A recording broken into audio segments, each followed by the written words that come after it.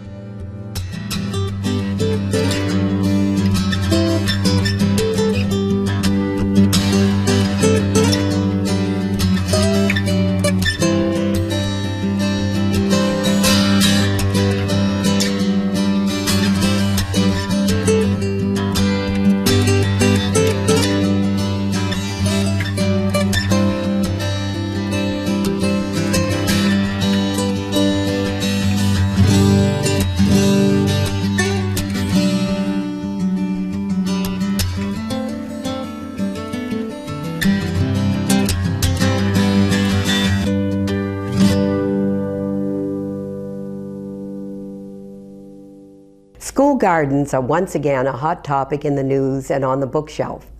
Growing concern for the health and well-being of our nation's youth and increased emphasis on the environment have spawned a renewed interest in the value of providing students with the opportunity to plan and care for a garden as part of their school curriculum. Healthcare professionals see school gardens as a way to counteract obesity, diabetes, and the harmful effects of fast food. Environmentalists feel they provide a method for encouraging sustainability, diversity, and conservation. And educators value them as a means of fostering hands-on learning, teamwork, motivation, responsibility, personal growth, and creativity. School gardens are actually a 19th century concept. The hard labor involved appealed to the Puritan work ethic of the 1800s. Some advocates promoted school gardens in this country by citing Europe's success in using them to advance its agricultural methods.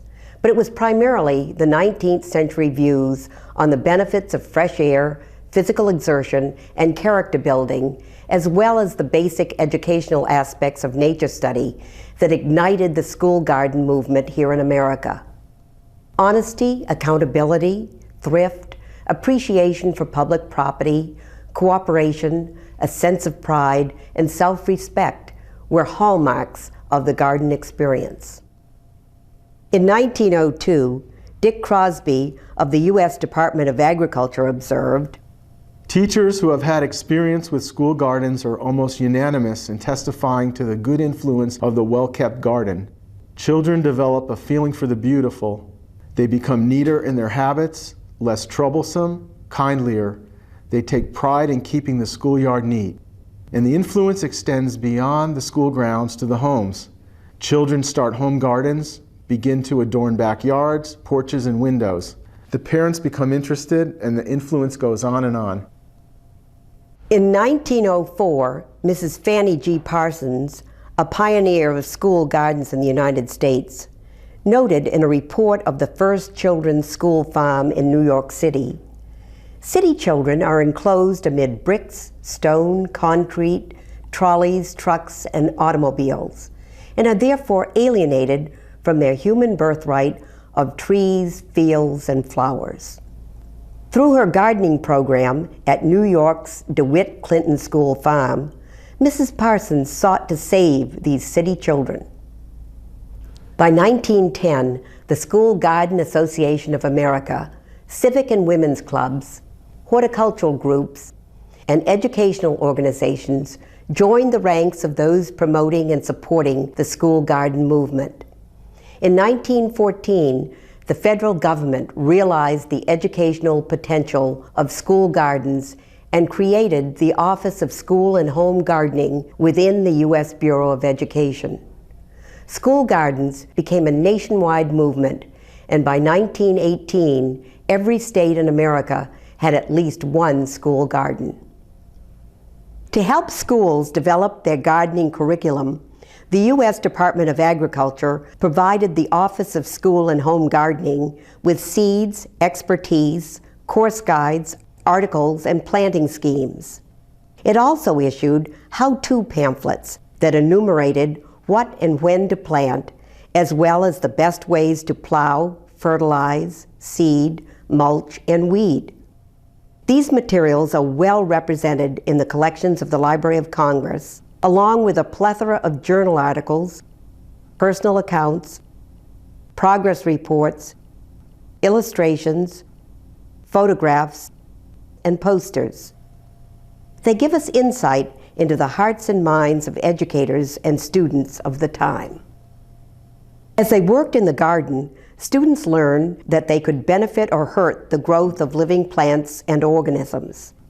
In the New England Magazine of June 1902, Henry Clapp, master of the George Putnam School in Boston, Massachusetts, recalled, "The children, not knowing how carefully young plants must be treated to live and thrive, were told plants resembled babies and could no more be pulled out of their warm beds, deprived of their supply of food, or exposed to the hot sun without harm.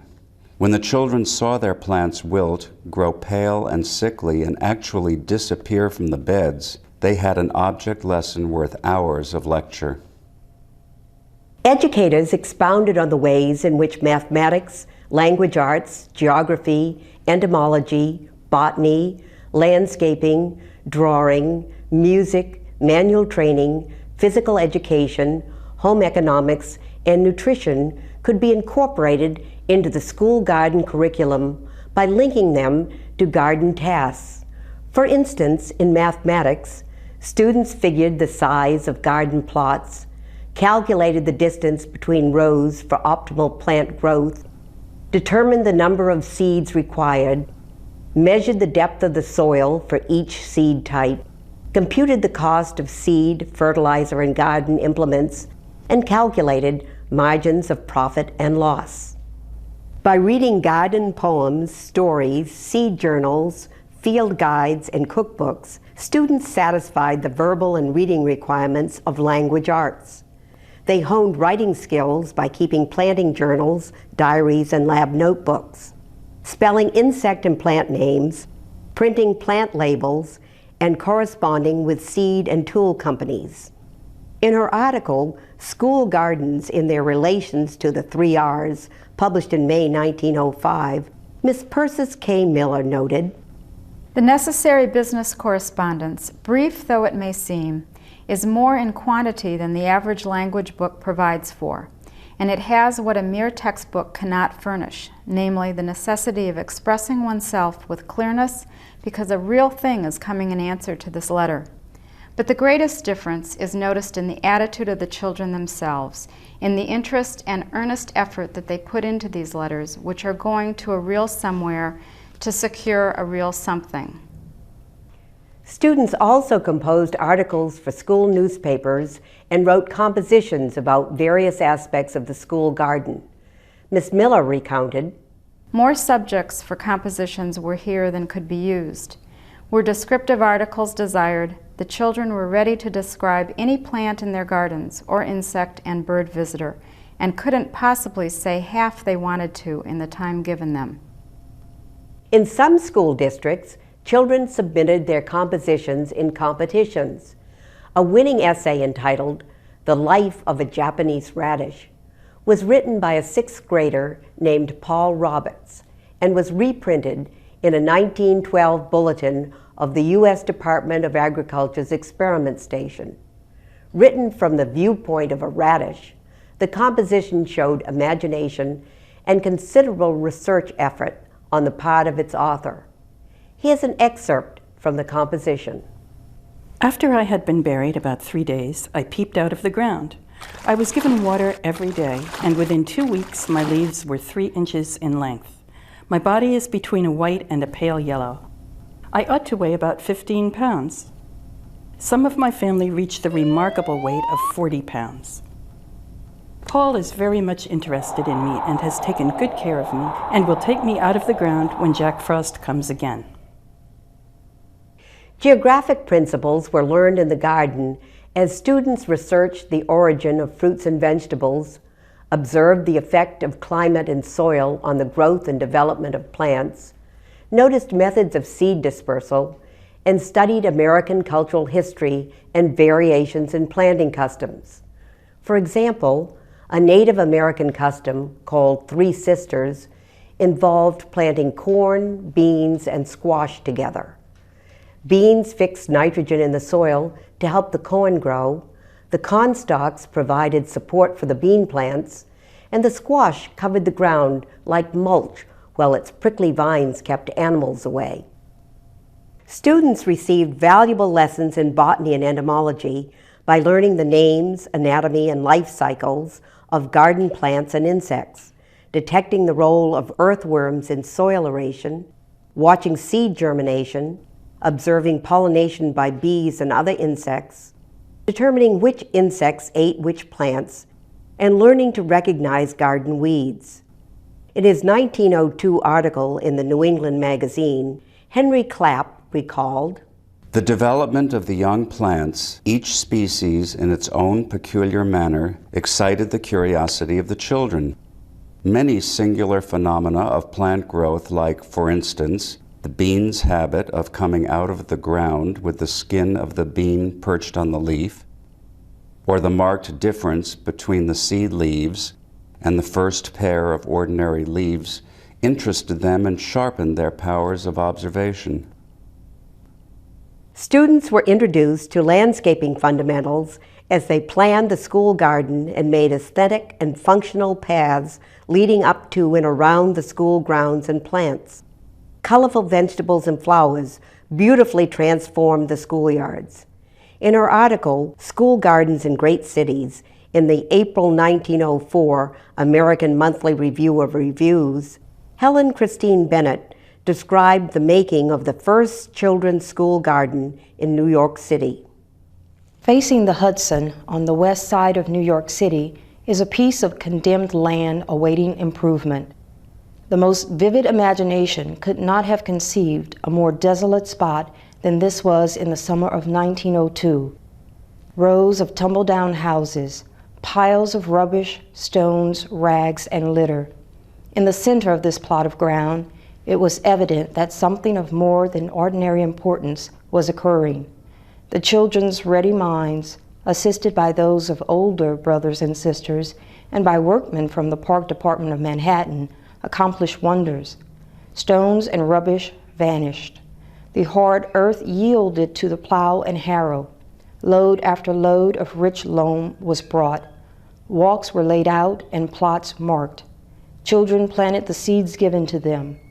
Soon in that desert waste rose an oasis of living green, orderly, neat, and picturesque. In 1905, Mrs. Keach, a supervisor of drawing at the Critic School in Baltimore, Maryland, remarked, "Children paint and draw so much better the things they have had some care of." In the school garden, students learn to draw and paint by sketching seeds and plants, designing garden signs and markers, mapping garden plots to scale, and creating watercolors of vegetables, flowers, birds, and insects. Students receive training in music by writing and singing garden songs. Lessons in manual training included cutting plant stakes and constructing raised beds, cold frames, row markers, and benches.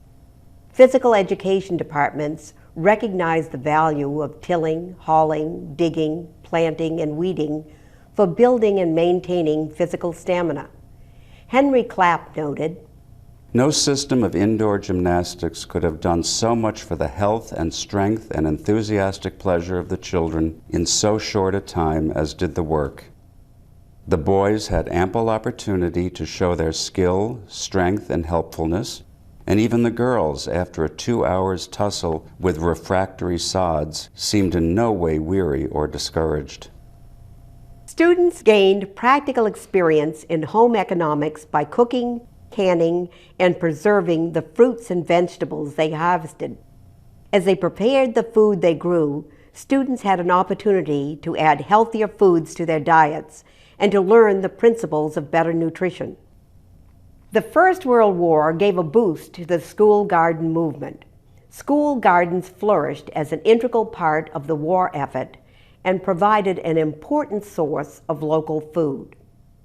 Adopting the motto, "A garden for every child in a garden," the United States School Garden Army was organized and consisted of boys and girls ages 9 through 15. Each participant pledged to consecrate my head, heart, hands, and health through food production and food conservation to help in the world war and world peace. The logo consisted of Uncle Sam as the Pied Piper, being followed by children carrying a hoe, rake, shovel, and trowel, and by a smaller child sowing seed. The logo graced the covers of the School Garden Army's many instruction manuals and guides on preparing the soil, sowing seed, caring for plants, and harvesting crops. In 1879, Erasmus Schwab noted, "School gardens are a fountain for the knowledge of nature and its consequent pleasure, and an excellent means of training." Today, the school garden is once again becoming a vehicle for teaching students about the wonder of nature and the diversity of living things. It also is used to foster self-esteem, responsibility, appreciation for the environment, and better nutrition and health. In the past decade, there has been an 8-fold increase in teacher requests for school garden materials, and it is estimated that about 1/4 of public and private schools in the United States now have gardens. The Library of Congress has a wealth of materials on school gardens. We encourage you to explore the ways in which these gardens have enriched the lives of students, transformed entire communities, and contributed to the well-being of our nation.